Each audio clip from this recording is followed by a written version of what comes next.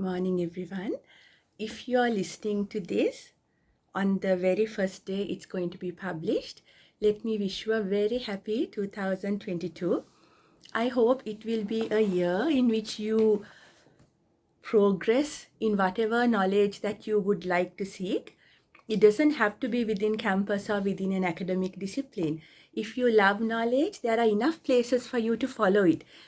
You should have the time as well. I hope you have it, even a little bit, because bit by bit, knowledge is something that will benefit you if you gather it. සුබ උදෑසනක්.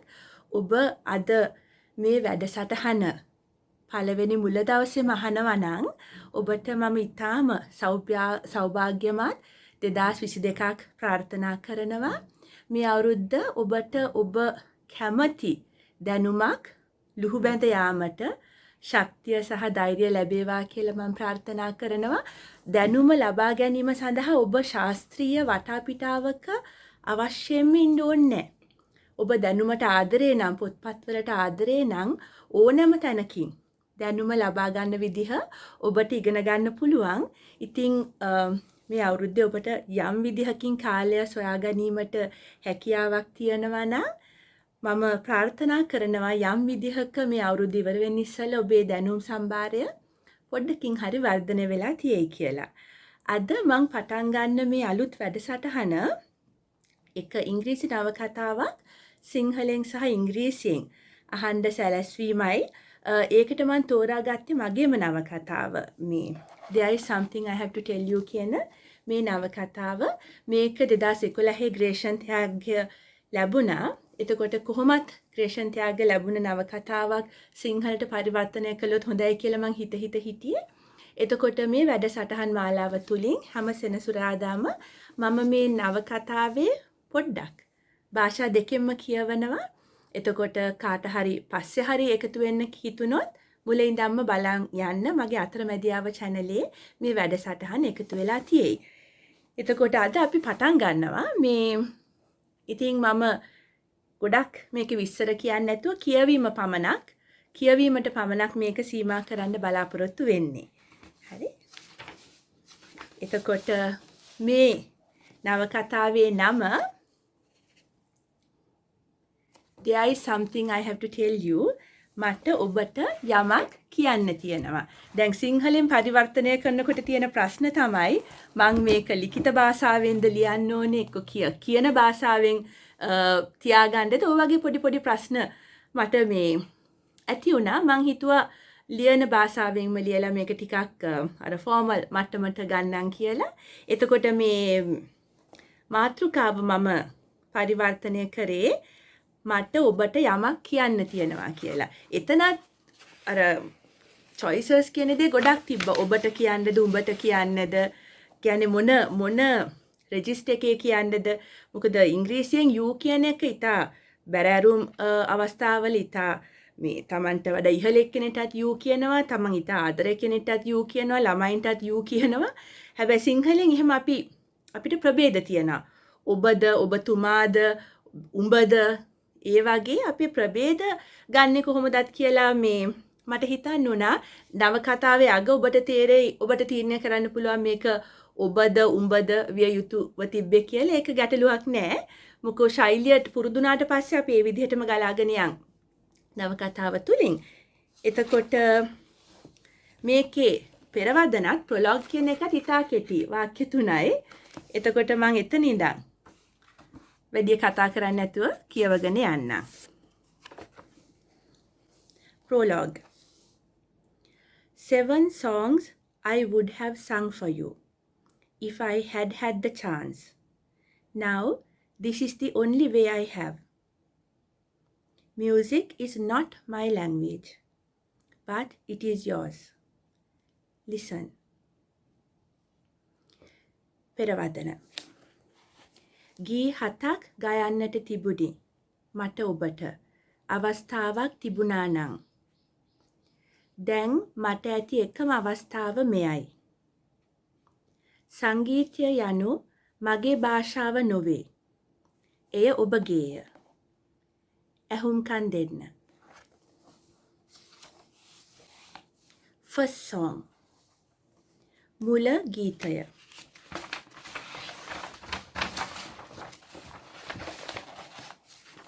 Chapter 1. පළවෙනි පරිච්ඡේදය. The long December holidays started all wrong. Standing in the veranda of his father's ancestral home in Bulankulama, squinting against the morning sunlight, Janu enumerated the reasons.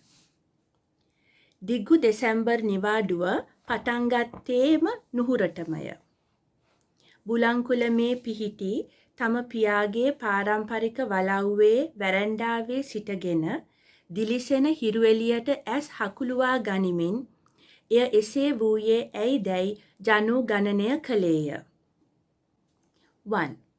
His mother wasn't here. In all 10 years of his life, it had been she and his father who had dutifully brought him to their respective villages, first to Bulankulama and then to Veyangoda, when schools closed for long holidays in Colombo. This time she hadn't come, citing a stomachache. Without her dancing form, the large mansion seemed desolate.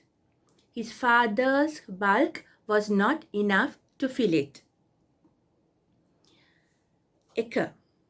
අම්මා මෙවර ඔවුන් සමග ගමට නොඇවිත් ඇත.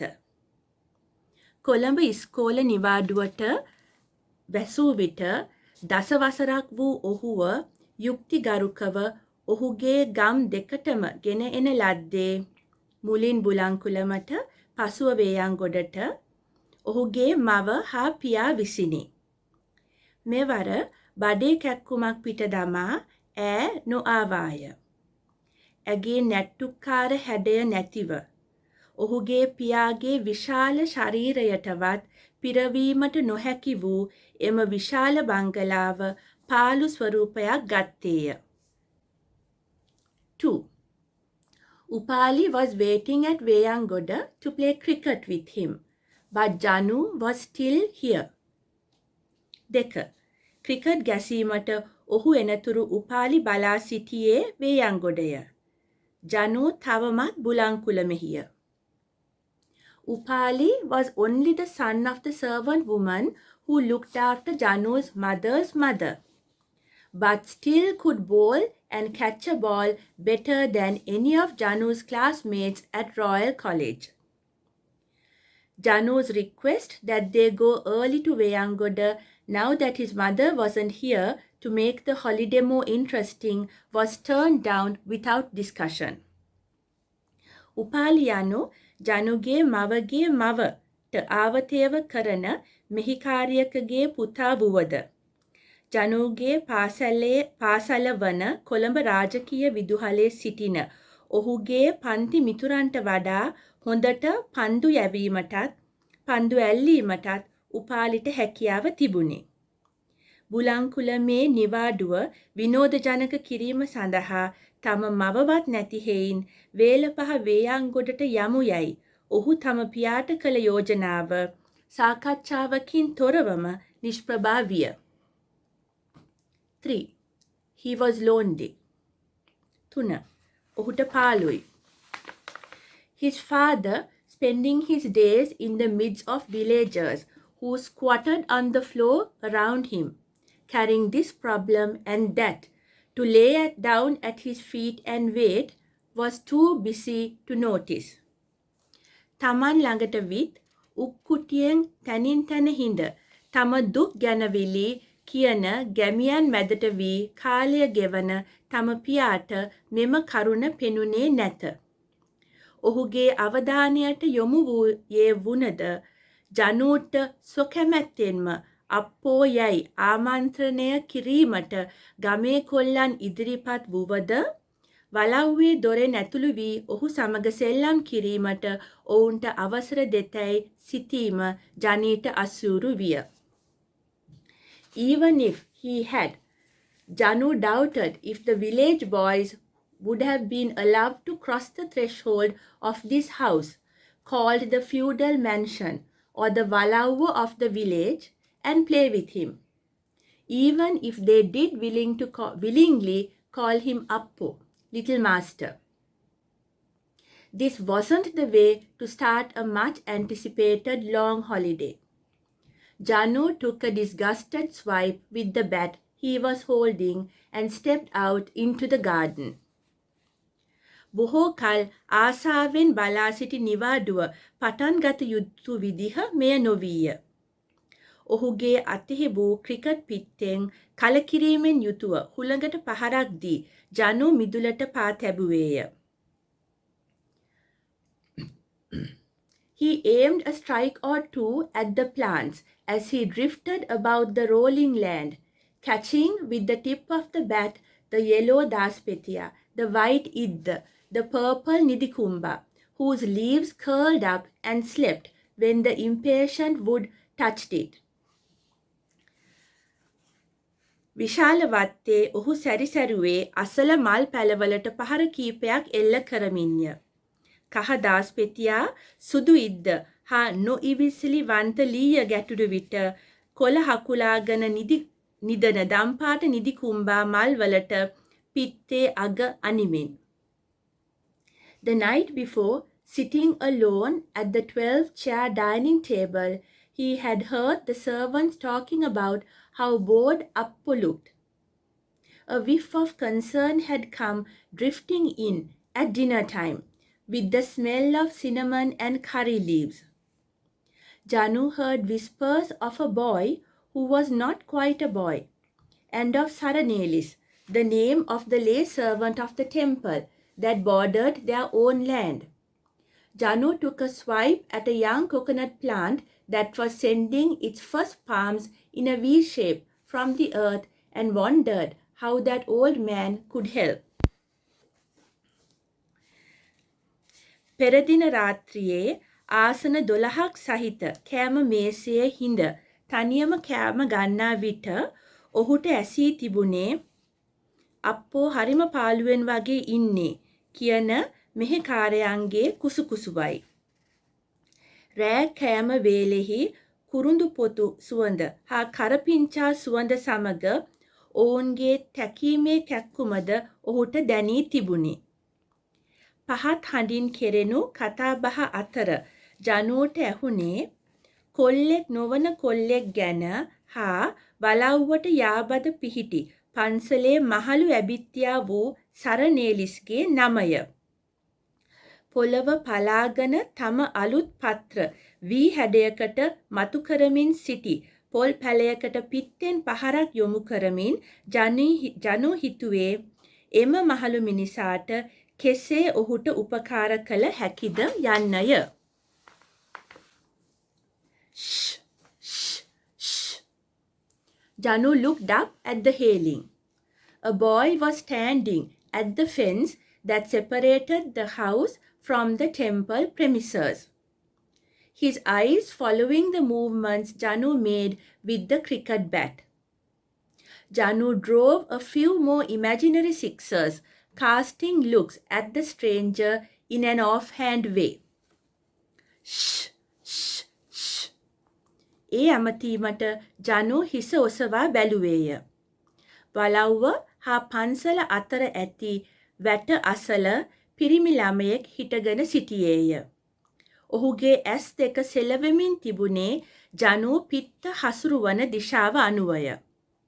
ජනු මනංකල්පිත 6 පහරවල් කිහිපයක් සුළඟට මුසු කරේ මෙම නාදුන්නන්නා දෙස කීප සැරයක් නොසැලකිල්ලෙන් මෙන් බලමිනි. The boy seemed younger than Janu and stood barefoot and bare-bodied with only an orange cloth tied around his waist, his dark shaven head shining like a walnut under the jackfruit tree.